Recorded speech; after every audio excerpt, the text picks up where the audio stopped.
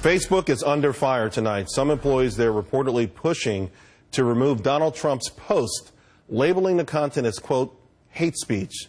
This despite CEO Mark Zuckerberg's decree last year that it would be quite inappropriate to censor this candidate. Joining me now to discuss, Heather Higgins, Scott Miller, and Greg Speed. Greg, I'll start with you. Facebook came under a tremendous amount of pressure for their obvious shenanigans involving conservatives and a conservative voice, and now to label Donald Trump's actions on social media as hate speech, that's beyond the pale. Well, first of all, I think the charges about the trending stories and such were somewhat trumped up in the end. But look at the substance of the speech under discussion here. You had employees of Facebook, Muslim employees living overseas of this international company, upset very justifiably because Donald Trump was espousing a policy to deny them entry to this country based solely on their religion. He was espousing a policy saying, listen, we shouldn't let people in the country who are coming from areas that are dominated by terrorists whose ultimate goal is to kill us, and those happen to be Muslim countries. But what gives them the right to disturb the free speech, the First Amendment of any American citizen, no matter what they're saying? Well, first of all, that is not what Donald Trump had said. He had set a ban on Muslims and a national directory of Muslims in this country. That is purely about religion. That is not about anything other than that.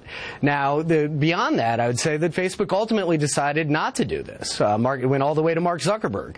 So it's hard to, say that they've engaged in some act of censorship when, in fact, they did not go along with the views and the very understandable views of their own employees. Heather, listen, one of the big debates, right, with the notion of rigging, one of the big components of it is the media.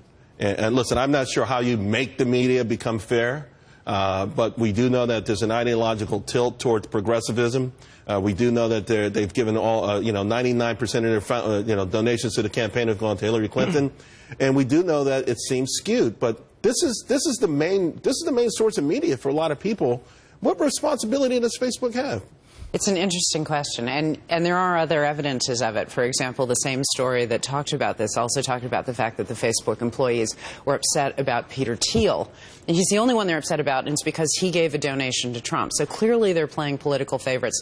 And the thing that I think should concern people is if you look at their policy and how they apply it, they're worried about the context of these statements, as not just the fact that there are statements, which means that they are defining for us what conversations we're allowed to have, not only that we're having right now and what the words are now, but what they might be. So this is really a form of suppression of speech. And one of the bedrock principles of American free speech is that you can't just base it on the fact that you're offended by something, because there's always going to be somebody who finds something offensive.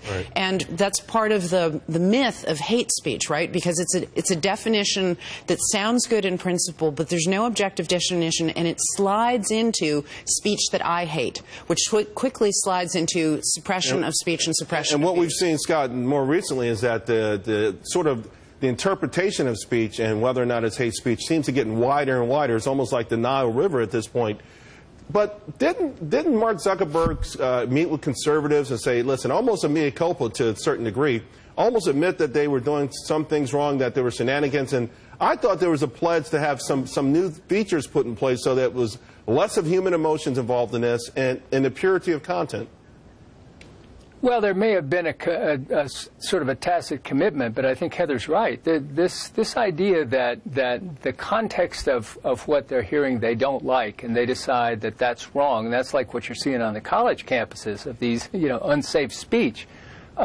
This, and the media is just shocked that Donald Trump talks about the election being rigged. But my God, just go down the list. The IRS, rigged. DOJ, in Hillary's pocket. FBI, in Hillary's pocket.